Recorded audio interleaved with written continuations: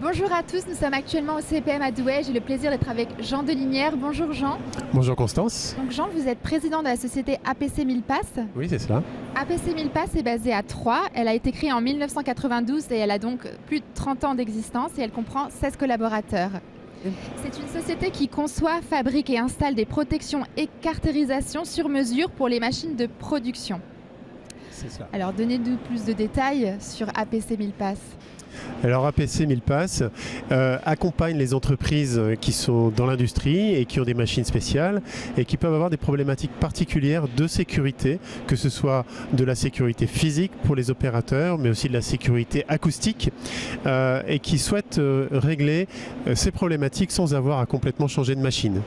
Donc on va complètement accompagner ces industriels pour définir une solution complètement sur mesure, adaptée à leurs besoins, adaptée au cas d'usage et au mode opératoire qu'ils ont défini pour trouver un mode de protection de la machine et rendre la machine confortable à l'utilisation.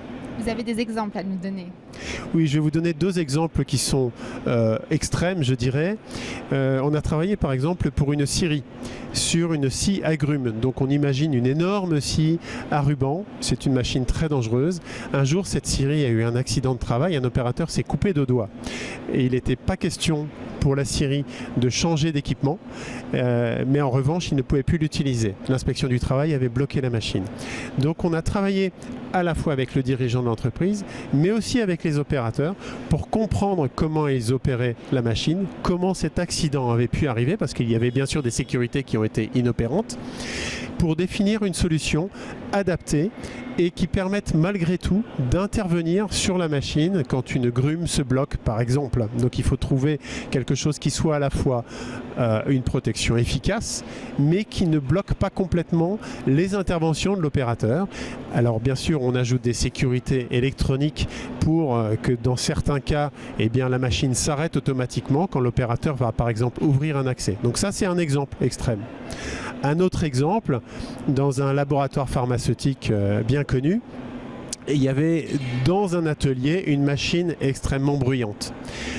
Donc les opérateurs utilisaient des bouchons d'oreille, mais à l'usage, ces bouchons d'oreille étaient difficiles à porter, ça les gênait. Voilà, exactement. Et donc on a travaillé avec l'industriel pour confiner en quelque sorte le bruit au plus près de sa source sur la machine. Donc on a défini une protection qui à la fois va confiner le bruit au plus près des émissions, mais également permettre aux opérateurs toujours d'accéder à la machine parce qu'un opérateur doit toujours pouvoir intervenir sur la machine. Donc on a travaillé sur les ouvertures, sur la manière dont ils intervenaient. On a essayé aussi de comprendre les différences d'usage entre les équipes de jour, les équipes de nuit qui travaillent différemment, qui travaillent dans des modes opératoires différents. Voilà. Et quel type de clientèle vous avez à faire? On a à la fois des industriels qui utilisent des machines spéciales. Donc on est très présent dans la cosmétique, l'agroalimentaire, la pharmacie, mais pas que, j'ai cité le cas des scieries.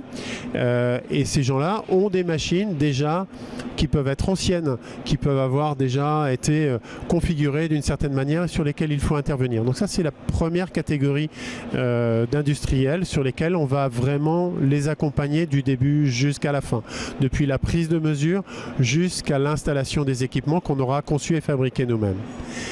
Et la deuxième catégorie de clients, ce sont des fabricants et des concepteurs de machines qui, eux, ont une idée très précise de la manière dont ils veulent protéger leur machine, mais également une idée assez précise de l'esthétique qu'ils veulent donner à leur machine. Donc ils veulent à la fois concilier la sécurité, la protection au bruit, mais également l'esthétique de la machine, la transparence, la vision que peut avoir l'opérateur sur ce qui se passe dans la machine, la manière dont les opérateurs de leurs clients accéderont à l'intérieur de la machine. Donc là, on va travailler avec eux, on va les conseiller. À la fin, c'est eux qui vont concevoir et c'est nous qui allons fabriquer. Mais voilà, ce sont les deux catégories. La démarche est différente. Et pour 2025, vous avez des nouveaux projets ? Alors, on travaille sur deux axes principaux pour 2025. On commence à travailler sur l'IA pour rendre plus agile notre production. Donc, c'est vraiment de l'IA appliquée dans notre atelier, dans notre fabrication. Et puis, deuxième axe de développement, on a fait un partenariat avec une société italienne qui s'appelle Della Casa pour définir des solutions, des protections grillagées autour des lignes de production. Donc ça, c'est vraiment la solution, je dirais, de premier secours, basique, pour protéger facilement, rapidement et de manière très modulaire une ligne de production. Merci infiniment, Jean. Merci à vous, Constance. Et merci de nous avoir écoutés.